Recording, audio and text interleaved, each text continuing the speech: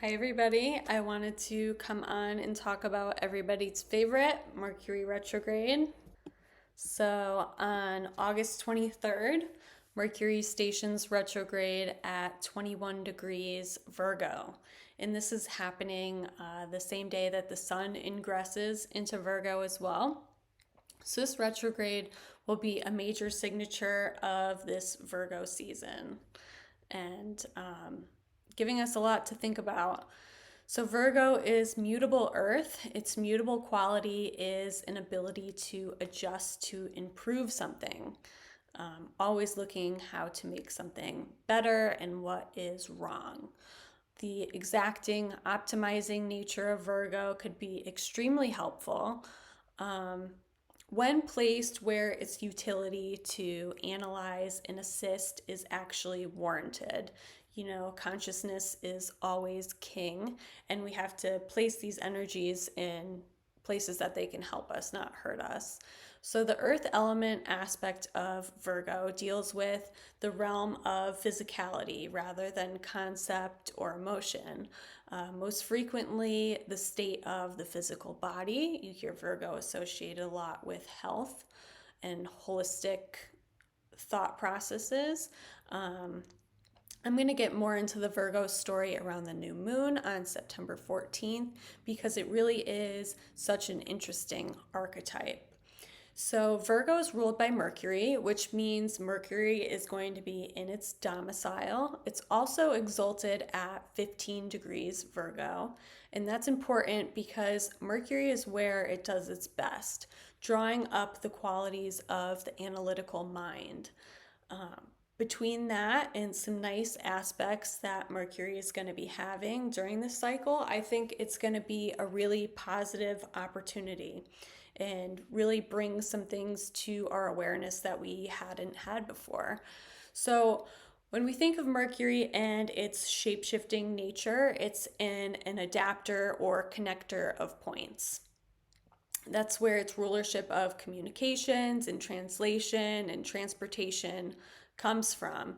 It's kind of getting you from point A to point B and synthesizing everything in between.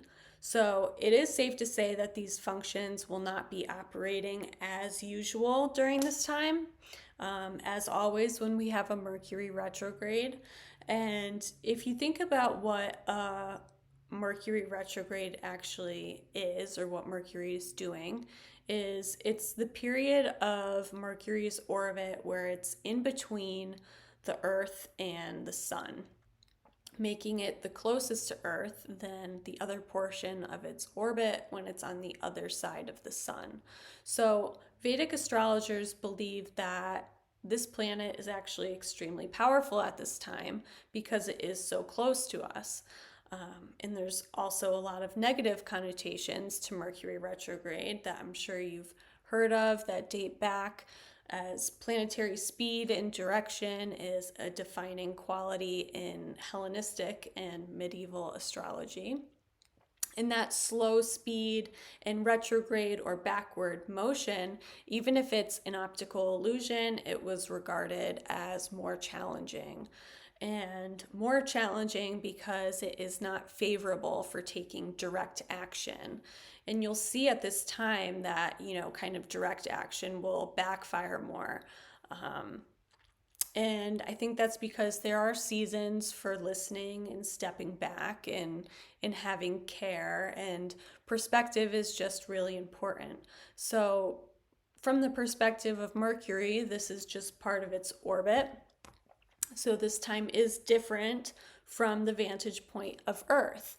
And it makes you think, maybe there's things here on Earth that aren't acclimated or operating where it is inconvenienced by Mercury retrograde. Maybe we're too dependent on technology or too time driven, or operating too much in a linear fashion. So naturally, Mercury is this trickster energy anyway, and a lot of times during this time that will really become apparent as we see detours and moments where you have no choice to just laugh at the folly of it all And we're kind of asked to find a more inventive or innovative way to do things and challenged to look outside of the box, think outside of the box. So onto the specific retrograde cycle. The whole cycle began with Mercury's pre-shadow, which was on August 4th at 8 degrees Virgo. And this is the degree Mercury will return to while it's retrograde in station direct. So it's a critical degree in the retrograde story, just as well as the 21 degree where it will station retrograde. So anything natally around 8 and 21 degrees Virgo or any of the mutable signs, Pisces, Gemini, Sagittarius, are going to get roped into this retrograde cycle. Even anything between where Mercury's kind of bouncing back and forth, as stationing degrees are pretty potent. And if you have placements around there, I would look at those and what houses they're in. So it's not going to be a great time to actively argue or try and get something done communicative wise with other people. As mercurial energies are very sensitive and heightened, we can get overwhelmed or overstimulating. And it's kind of getting us to go within and kind of take things apart and look at them ourselves. Especially in the beginning of the retrograde cycle where Mercury is in this looser opposition to Neptune. So that haze is going to be there and you may not be being heard. Like things aren't coming across the way you would want them to be. So it really is going to see how you're reacting to those things and how it's operating within you. I think a big thing is going to be the nervous system.